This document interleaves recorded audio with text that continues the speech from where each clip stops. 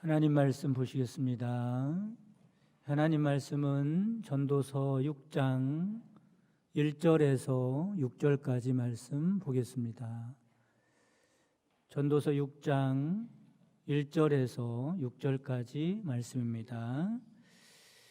은혜를 주시는 하나님 말씀 봉독해 드리겠습니다. 내가 해 아래서 한 가지 불행한 일이 있는 것을 보았나니 이는 사람의 마음을 무겁게 하는 것이라.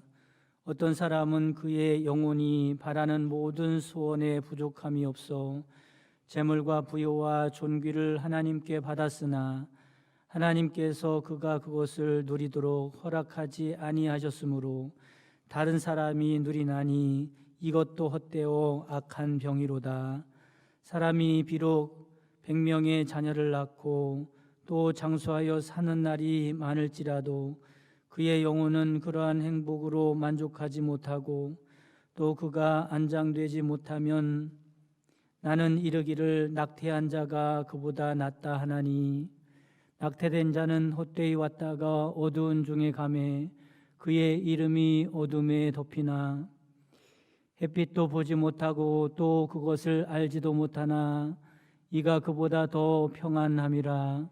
그가 비록 1000년의 갑절을 산다 할지라도 행복을 보지 못하면 마침내 다 한 곳으로 돌아가는 것뿐이 아니냐. 아멘. 할렐루야.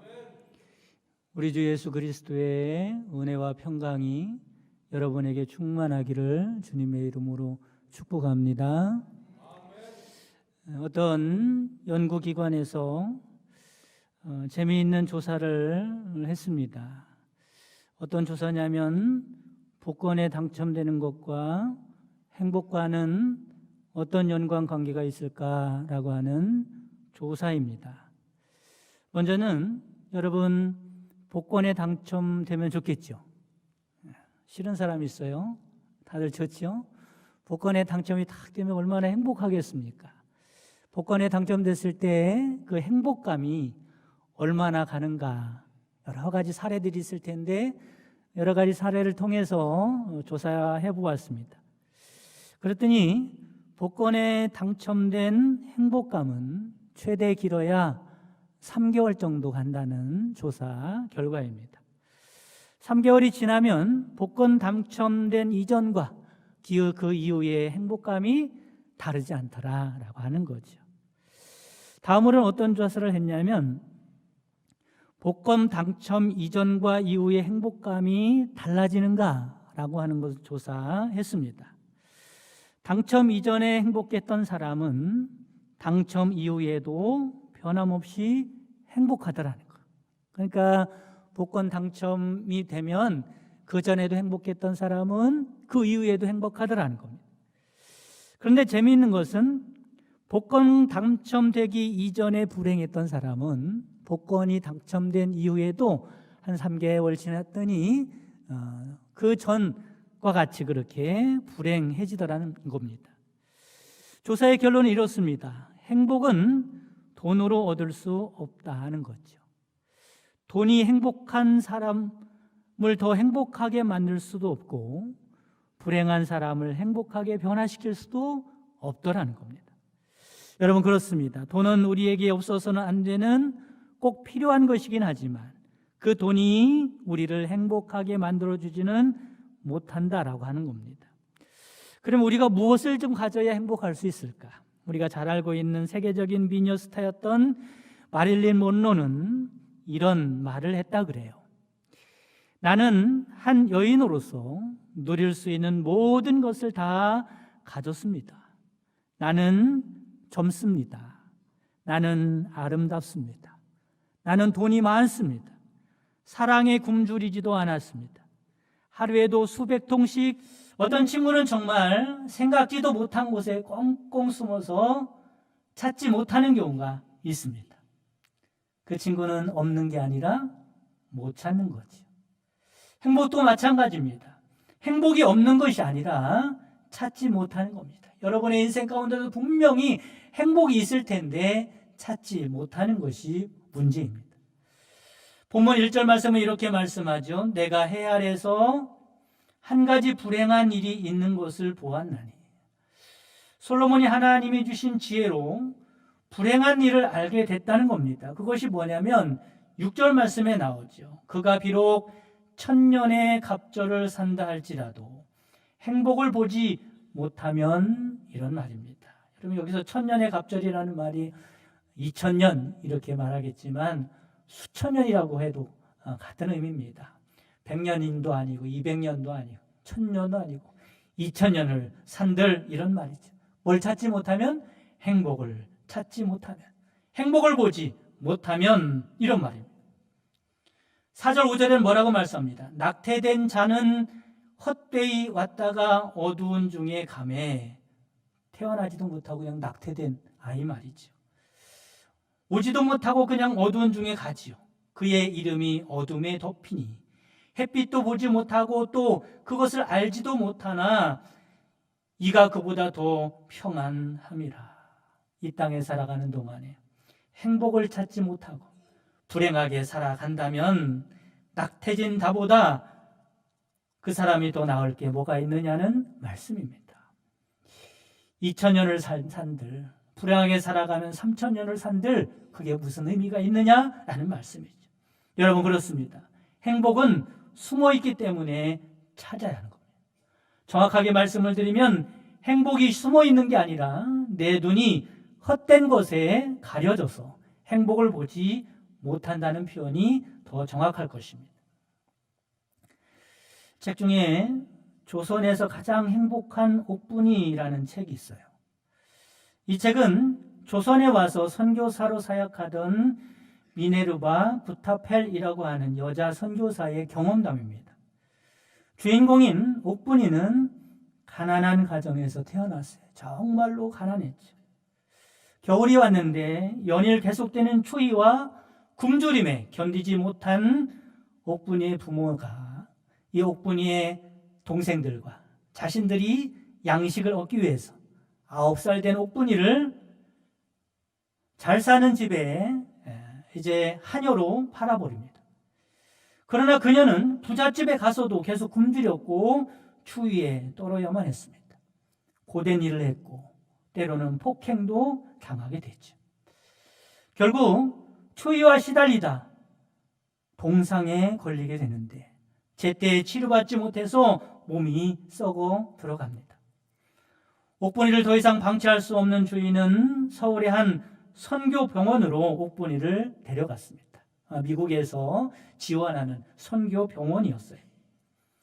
그녀를 살펴본 의사들은 깜짝 놀랐습니다. 그녀가 살 수 있을지조차 확신할 수 없을 만큼 상처가 너무 깊었기 때문에 그렇습니다.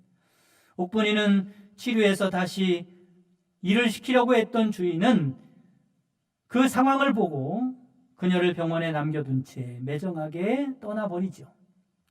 병원에 홀로 남겨진 이 어린 소녀는 8개월 동안 정말로 사력을 다해서 살아남기 위해서 엄청난 고통과 싸워야만 했습니다. 불행 중 다행으로 생명은 건졌지만 두 팔과 한쪽 다리를 잃어버리게 됩니다. 그러던 어느 날이었습니다. 선교사이자 간호사인 구타펠 선교사님이 미국 본국의 선교병원에 대한 상황을 보고하기 위해서 편지를 쓰고 있는데 그 옆에 있던 옥분이가 이렇게 말하는 거예요. 선교사님, 저에 대한 소식도 편지에 실어주실 수 있겠어요?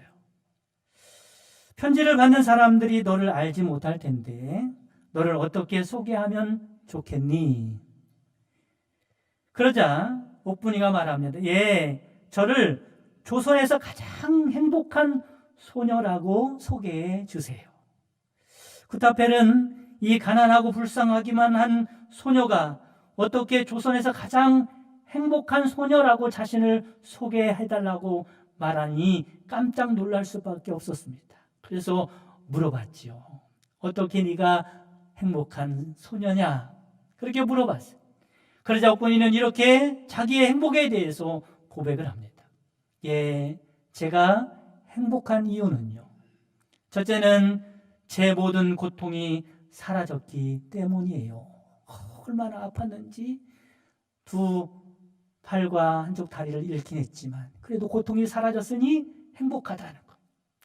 둘째는 여기 있는 몇 달 동안 매를 한 번도 맞지 않았기 때문이고요. 세 번째는 이곳에 온 후론 배고픈 적이 없었기 때문입니다. 네 번째는 의사 선생님이 주인에게 돌아가지 않고 여기 계속 있어도 된다고 했기 때문입니다. 그리고 다섯 번째는 크리스마스 트리예요. 그때가 크리스마스가 가까웠었나 봐요. 이렇게 예쁜 것은 난생 처음 봐요. 그러면서 행복을 고백합니다. 이 선교사가 묻습니다. 이제 다 했니? 그랬더니 아니요. 하나 더 가장 중요한 이유가 있어요. 예수님을 믿으면 죄 용서를 해주시고 구원해 주시고 사랑해 주신다고 했잖아요. 그런데 두 팔이 없고 발이 하나밖에 없는 저도 예수님이 사랑하신대요. 그래서 기도했더니 그분이 정말로 저의 기도를 들어주셨어요. 저의 죄를 다 용서해 주셨고 저를 사랑해 주셨어요. 저는 진심으로 그걸 알게 됐어요. 어때요? 이만하면 충분하겠지요? 저는 조선에서 가장 행복한 소녀예요. 여러분 어떻습니까? 옥분이가 행복을 얼마나 잘 찾아내는지 모릅니다. 여러분 그렇습니다. 행복은 옥분이처럼 찾는 것입니다. 찾는 사람만 행복할 수 있는 거죠. 특히 남들이 볼 수 없는 믿음의 눈으로 행복을 찾아낼 수 있는 여러분 되시기를 주님의 이름으로 축복합니다. 두 번째 행복은 누리는 것입니다.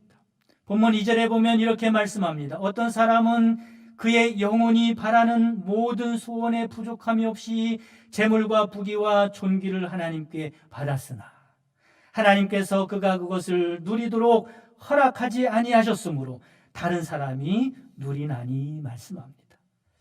솔로몬이 볼 때 불행한 사람이 또 한 사람이 있었다는 겁니다. 이 사람은 평생 죽도록 고생해서 성공도 하고 돈도 많이 모았어요. 그런데 그것을 누려보지도 못하고 그만 죽습니다.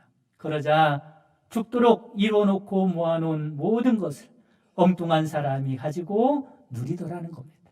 여러분 그렇습니다. 행복은 그것을 누릴 때까지 행복이 아니라는 것을 기억하시기를 바랍니다.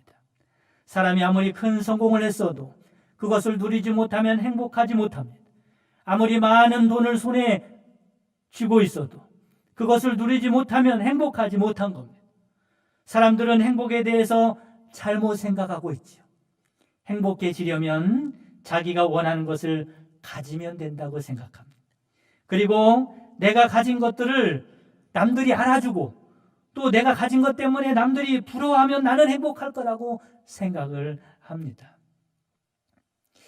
여러분 그 자동차가 있지 않습니까? 자동차도 비싸고 좋은 자동차가 있어요. 여러분 정말로 비싸고 좋은 자동차는 뭐가 다른지 아십니까? 어디 봤더니 이렇게 말을 써놨더라고요. 진짜 좋은 자동차는 승차감보다는 하차감이 너무 좋다는 거. 하차감도 있나 궁금해서 잘 읽어봤더니 그런 겁니다. 여러분 좋은 자동차에서 내릴 때 어떤 느낌이 계세요? 많은 사람들이 부러움의 시선으로 나를 바라보지 않겠습니까? 그 기분이 얼마나 좋은지 하차감이 더 좋다는 거죠. 그러나 여러분 참된 행복은 그런 데 있는 게 아니라는 거예요. 사과를 하나 가지고 있다고 생각을 해보시기 바랍니다. 그런데 그 사과를 소유하고 있는 것만으로는 행복하다고 할 수가 없는 거예요. 어떻게 행복합니까? 사과를 입으로 한 입 베어물고 그 맛을 즐길 때 행복한 거죠. 그러나 많은 사과를 가지고 있느냐? 그런 것은 그리 중요하지 않습니다. 남들이 참 좋은 사과를 가지고 있다고 부러워하고 칭찬하는 것도 그리 중요하지 않습니다. 행복은 사과를 맛있게 먹을 때 얻어지는 거죠. 마찬가지로 참된 행복은 그것을 누릴 때 얻을 수 있는 겁니다. 로마서 5장 1절에서 2절에 보면 이렇게 말씀하세요. 그러므로 우리가 믿음으로 의롭다 하심을 받았으니 우리 주 예수 그리스도로 말미암아 하나님과 화평을 누리자 이렇게 말씀합니다. 여러분 우리 그리스도인들의 가장 큰 행복의 조건이 뭐냐면 구원받은 거예요. 할렐루야. 하나님의 자녀가 된 겁니다. 영생을 얻은 거예요. 그러나 구원받아 하나님의 자녀가 되었다고 해도 그 신분만으로는 행복하다고 할 수가 없는 거예요. 어떻게 해야 행복합니까? 그 신분을, 자녀된 권세를 누리고 살아갈 때 비로소 행복하게 되는 겁니다. 어떻게 누립니까? 하나님을 만나기도 하고, 하나님과 함께 하기도 하고, 하나님과 동행하기도 하고, 하나님과 교제하기도 하고, 하나님께 은혜 받기도 하고, 하나님의 인도를 따라가기도 하고, 하나님께 쓰임 받으면서, 그러면서 구원의 기쁨을 누릴 수 있는 것입니다. 사랑하는 성도 여러분, 행복은 그것을 누릴 때까지 행복이 아니라는 사실을 기억하시고 행복을 누리며 살아가는 여러분 되시기를 간절히 바랍니다. 세 번째는 행복은 만족하는 것이 행복입니다. 본문 3절에 보면 이렇게 말씀하죠. 사람이 비록 100명의 자녀를 낳고 또 장수하여 사는 날이 많을지라도 그의 영혼은 그러한 행복으로 만족하지 못하고 말씀합니다. 솔로몬이 불행한 사람을 또 하나 보게 됐는데 이 사람은 100명이나 되는 자녀가 있답니다. 여러분, 자녀가 100명이나 되니 부인은 또 얼마나 많겠어요. 그리고 또한 장수까지 했다는 거죠. 그런데도 만족하지 못하고 늘 불평하고 살아갑니다. 솔로몬이 볼 때는 이 사람도 불행한 사람이라는 거예요. 사람은 많이 가졌기 때문이 아니라 만족할 수 있기 때문에 행복한 겁니다. 많이 가졌다고 만족하는 것이 아니죠. 많이 소유한 것과 만족은 다른 문제입니다. 그렇다면 왜 만족하지 못할까? 두 가지 문제가 있습니다. 하나는 끊임없이 다른 사람과 비교하는 거예요. 여러분, 아무리 많이 가져봐요. 다른 사람과 비교하다 보면 더 많이 가진 사람이 꼭 있기 마련입니다. 끊임없이 다른 사람과 비교하니 만족이 없는 겁니다. 또 한 가지 문제는 뭐냐면 가진 것으로도 충분한데 자꾸 욕심을 부리니 만족하지 못하는 겁니다. 여러분, 하나님께서 여러분들에게 주신 것들, 그래서 지금 가지고 있는 것들을 한번 생각해 보시기 바랍니다. 저는 문득 그런 생각을 해요. 하나님이 나에게 얼마나 많은 것을 주셨는가. 여러분에게도 분명히 많은 것을 하나님께서 은혜로 베풀어 주셨을 것입니다. 여러분이 헤아려 보시기 바랍니다. 수도 없이 많아요. 간단한 예로 여러분이 살아있지 않습니까? 살아있다는 자체만으로도 그렇습니다. 여러분의 생명을 유지하기 위하여 얼마나 많은 것들이 필요한지 몰라요. 그런데 하나님께서 그 중에 한 가지도 빠짐없이 여러분에게 지금 다 공급해 주었기 때문에 살아있는 것입니다. 그 외에도 여러분들이 받은 것 가지고 헤아려 보면 그런 것이 얼마나 많은지 몰라요. 거기에 우리는 구원받아 하나님의 자녀가 되지 않았습니까? 매일매일 하나님의 은혜로 살아갑니다. 여러분, 뭐가 부족합니까? 충분하지 않습니까? 그런데도 사람들은 만족하지 못하는, 왜 만족하지 못하느냐?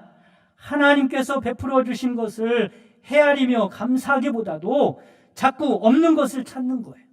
다른 사람이 가진 것을 부러워하며 살아가는 겁니다. 이런 사람은 절대로 만족할 수 없는 거죠. 엘라라고 하는 여인이 있습니다. 이 여인은 자녀들과 함께 남편을 따라서 52년 동안 아프리카에 가서 가난한 이들에게 복음을 전했어요. 그녀는 정들고 친숙했던 자기의 가족들, 친척들, 그리고 고향, 그리고 친했던 친구들을 떠나서 낯선 아프리카 시골에 들어가게 됩니다. 거기는 타는 듯한 무더위가 있습니다. 거기에는 전기나 에어컨이나 현대식 편의시설은 꿈도 꿀 수 없는 곳입니다. 어떤 날은 견딜 수가 없이 더웠어요. 얼마나 더운가 봤더니 밖에 내놨던 온도계가 고장날까 봐 들여놨다 그럽니다. 왜냐하면 그 온도계가 섭씨 49도 이상 되면 고장나기 때문에. 날씨가 49도 이상 올라가는 그런 뜨거운 더위죠. 하지만 그녀는 자신의 생활 여건에 대해서 불평하지 않았습니다. 어떻게 그럴 수 있을까? 땀이 비 오듯 흘러내리고 습한 공기로 곰팡이 냄새가 코를 찌르고 더워서 참을 수 없을 만큼 또 더워서 잠을 못 이루면서도 어떻게 불평하지 않을 수 있었을까? 엘라의 낡은 1장에는 이렇게 기록되어 있다 그럽니다. 엘라가 어떻게 만족하며 살아갈 수 있었을까? 그 비결이 담겨진 일기입니다. 이런 내용이에요. 나는 어떤 것에 대해서도 불평하지 않는다. 다른 환경이나 다른 장소에 있는 나의 모습을 그리지 않겠다. 나의 몫을 남의 것과 비교하지 않겠다. 이것 혹은 저것이 지금과 달랐더라면 이라고 가정하지도 않겠다. 여러분, 그렇습니다. 우리가 만족하며 살려면 다른 사람과 비교하면서 살아서는 안 됩니다. 그리고 더 나은 상황 속에 있는 나를 가정하지도 말아야 합니다. 중요한 것은 지금이죠. 지금 하나님이 베푸신 은혜가 얼마나 큰데 이거면 충분한 거예요. 이거면 감사할 수 있는 것입니다. 나태주라고 하는 시인이 있어요. 그 시인이 행복이라고 하는 짧은 시를 썼습니다. 행복이 무엇인가를 알려주는 시인데 짧고 함축적이기 때문에 잘 들어야 합니다. 잘 들어보세요. 이게 행복이라는 거죠. 어제 거기, 내일 저기가 아니라 지금 여기, 그리고 내 앞에 있는 너. 이렇게 짧은 시를 썼습니다. 시인은 행복하려면 어제도 아니고 내일도 아니고 오늘이 중요하다고 말하고 있어요. 거기나 저기가 아니라 지금 여기가 중요하다고 말하고 있어요. 그리고 지금 내 앞에 있는 내가 중요하다고 노래하고 있습니다. 한마디로 하나님께서 우리에게 주신 오늘, 여기, 그리고 내 앞에 있는 너로 만족하며 살아가는 것이 행복이라는 거죠. 이것으로 충분하기 때문에 그렇습니다.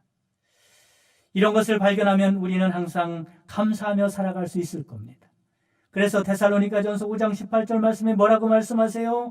범사에 감사하라. 이것이 그리스도 예수 안에서 너희를 향하신 하나님의 뜻이니라 말씀합니다. 이 말씀은 우리가 항상 행복하게 살아가는 것이 하나님의 바람인데 범사에 감사하는 사람이 그 행복을 찾을 수 있다는 말씀입니다. 사랑하는 성도 여러분, 우리 그리스도인들은 행복한 사람이 되어야 합니다. 이것이 우리를 향하신 하나님의 뜻이기 때문에 그렇습니다. 바라기는 믿음의 눈으로 행복을 찾을 수 있기를 바랍니다. 그리고 그 행복을 누릴 수 있기를 바랍니다. 하나님께서 베푸신 지금의 은혜에 만족하며 살아가는 행복한 여러분 되시기를 주님의 이름으로 축복합니다.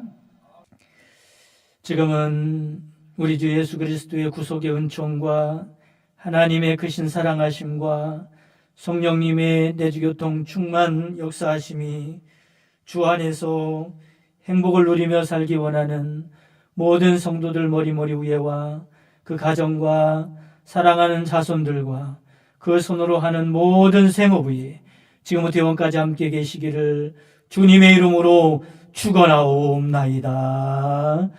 아멘.